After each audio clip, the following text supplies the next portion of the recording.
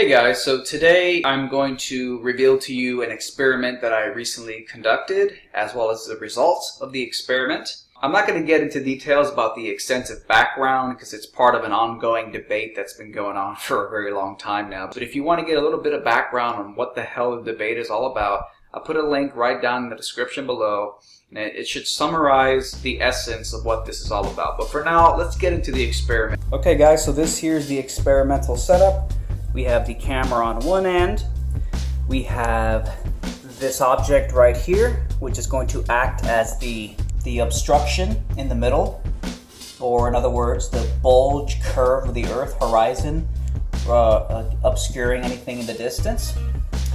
And this is the object that's going to be pushed back, like a lighthouse in the distance or something, or a building, whatever you're trying to measure to see how much should be hidden behind the curvature.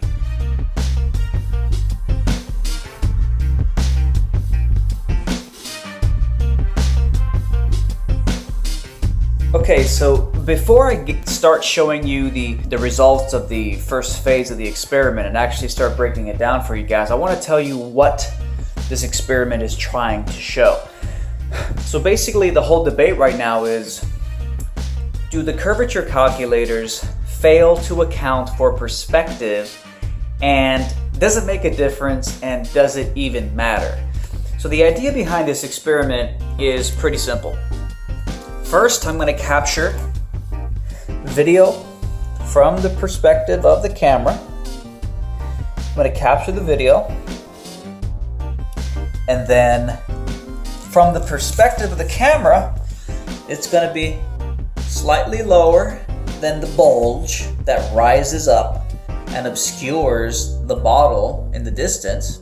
This thing obstructs it like that. And I have the ruler on the bottle so I can know the exact position.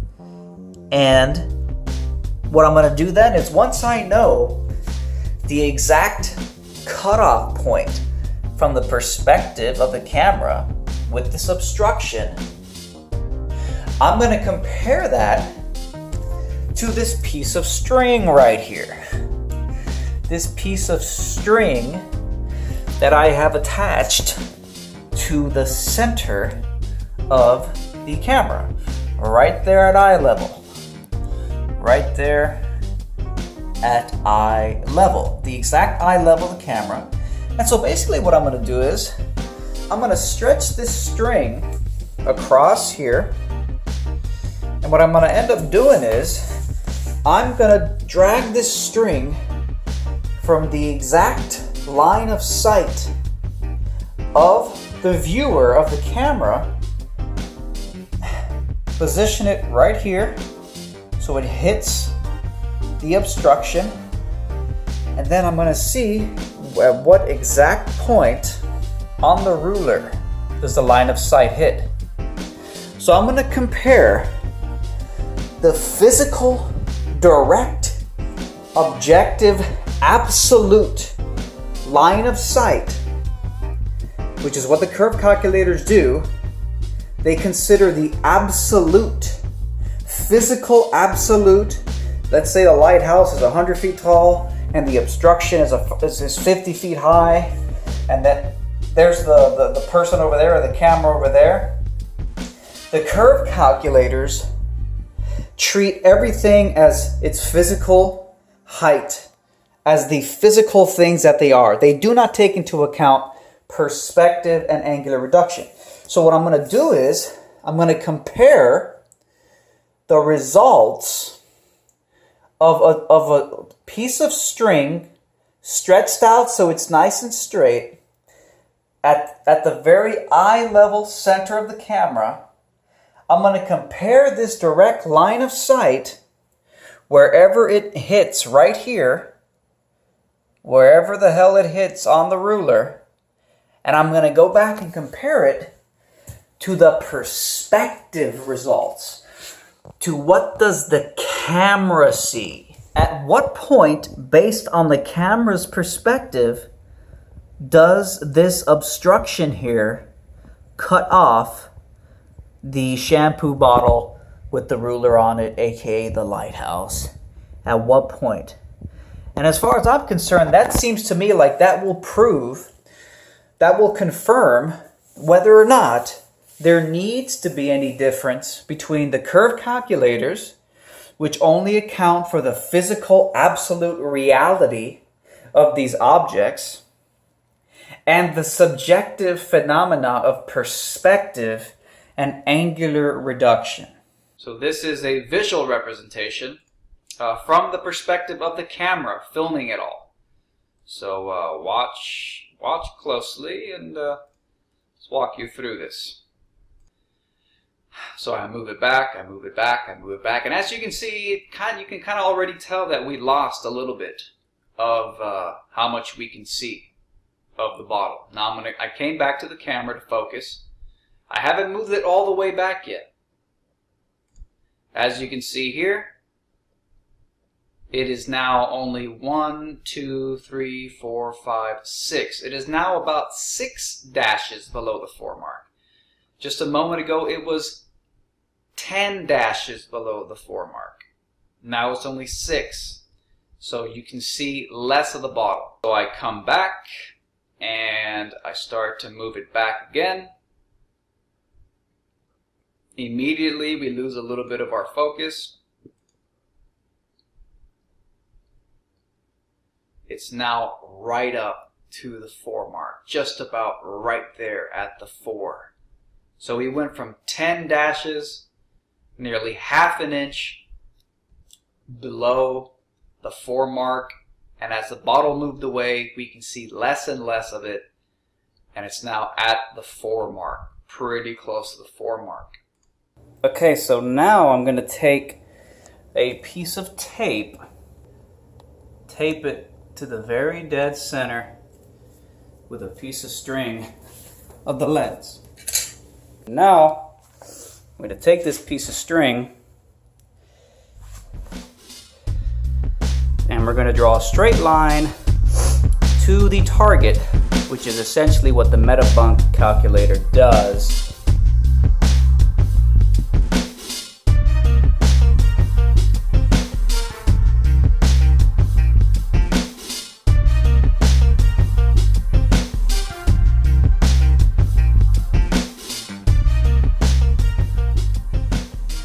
Too high right now. Okay guys, so as you can see, it's a very precarious process of getting it right to touch, to nip the surface of the obstruction. And just about there, right there, nailed it.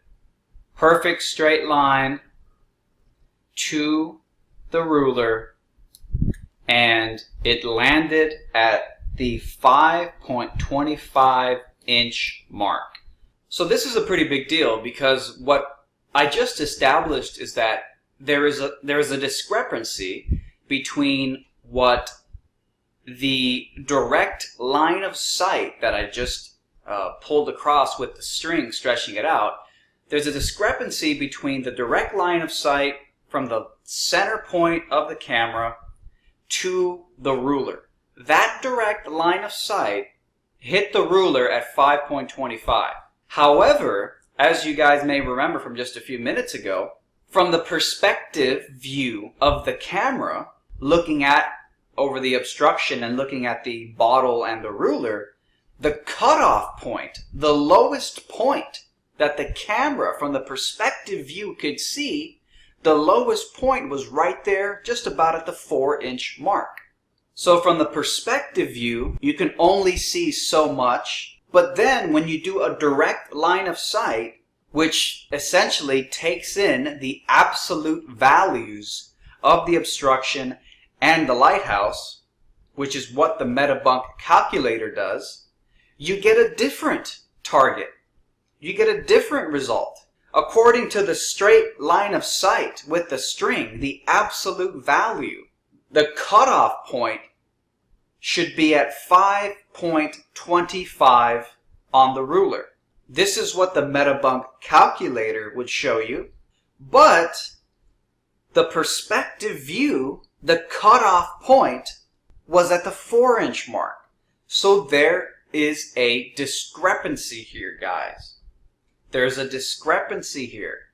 And this indicates that, yes, indeed, the Metabunk curve calculator and all the other curve calculators out there are making an error because they fail to take into account perspective. But now let's go a little bit further. Now that I have the string as a direct line of sight stretched out and it hit the 5.25 inch mark on the ruler, let me force the string down to where the perspective view had the cutoff point, which was at the 4-inch mark. At the 4-inch mark right now. This is what it looks like. So here's what's really interesting is that the discrepancy that I mentioned just a moment ago between the camera's perspective view and the absolute line of sight using the string, you can actually visually see that discrepancy in the string itself. So on the top part of your screen right now, you can see the string when it is directly straight, line of sight from the camera, and it lands at 5.25 inch mark on the ruler. And if you draw a straight line, you'll see that it's a pretty much perfect match. It's a straight line.